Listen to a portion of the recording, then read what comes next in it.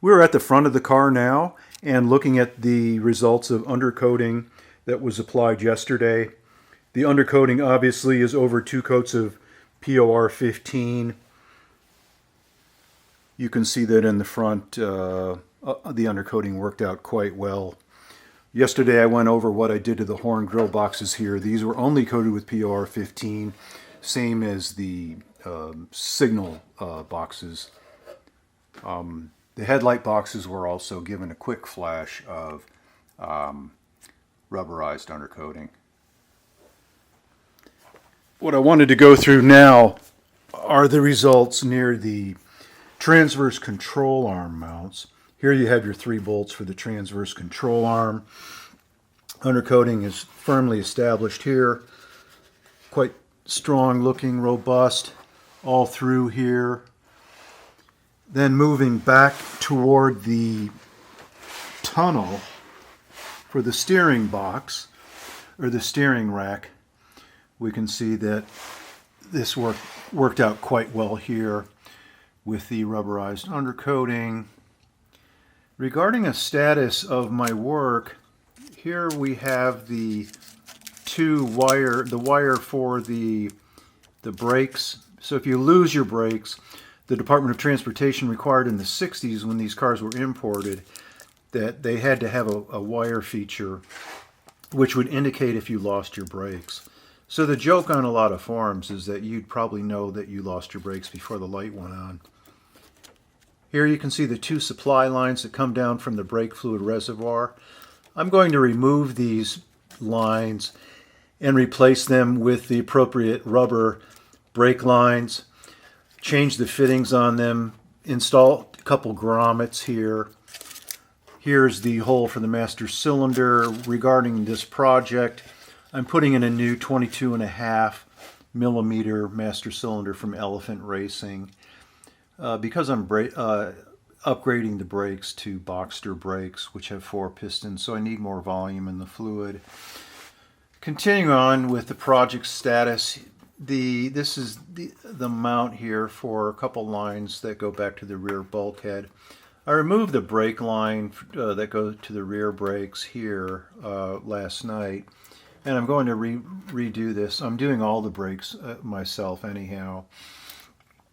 So just a quick review there. Undercoating did quite well. I just wanted to show you what the steering rack channel looks like. The brakes are kind of stupid easy. There's nothing really to the technology of brakes and putting in new lines and fittings. In fact, I purchased a fitting kit from Pelican that came, it was made by UR0. It's an aftermarket German group. That I didn't want to buy. You can always typically buy Porsche OEM parts, but they're a lot more, and I don't suspect you're not, engineering-wise, you're not getting much more for the buck. It's a big price for OEM Porsche parts, so I'm putting in Euro brake lines, and they come with fittings in them. They're already flared. This line here, I'll need to flare. I'll need to flare this end, put the fitting here, and then there's that 90-degree union that connects right here and then runs over to your master cylinder. You then can just bend your tube there. People have used a lot of hand bending. You don't necessarily need a tool to bend brake lines. But let's continue on another part of the car here. We are now looking at the bottom of the car. So after 2 coats of POR-15, I sprayed on rubberized undercoating all through the undercoating here below the floor pans and then up along the sides. I still need to later on spray some undercoating between these 2 bars of the quick jacks because I covered this with some protective paper. I didn't want undercoating coming out because it was spraying down a little bit out near the rocker arms. So the undercoating did quite well here, as we can see. 2 coats of POR-15 followed by Eastwood's rubberized undercoating.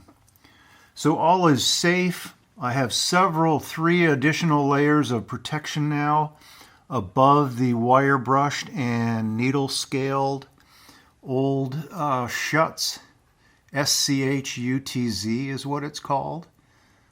The name of the kind of the rubberized plastic undercoating that was used originally. In some cases was a real mess that you had to needle scale off to ensure you got rust out, but very good here. We're now looking at the rocker panels where undercoating was applied.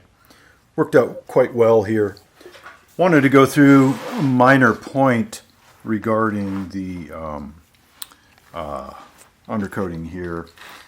As you're aware, on most cars, the side of the mount jack is painted the same color of the car.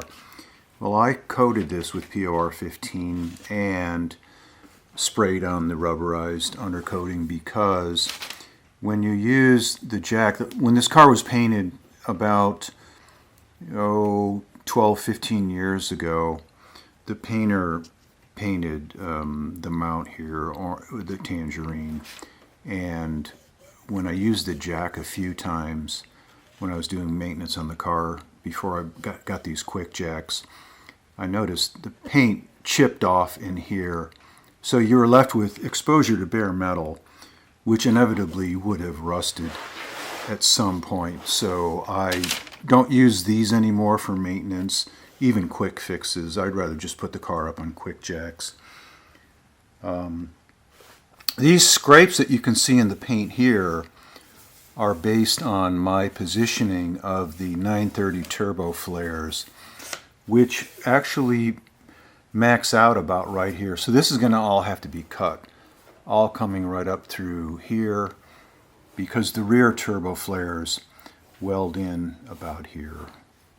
No big issue. This will all have to be repainted anyhow, so the door got mangled a little bit there, but it's just paint labor is not that expensive.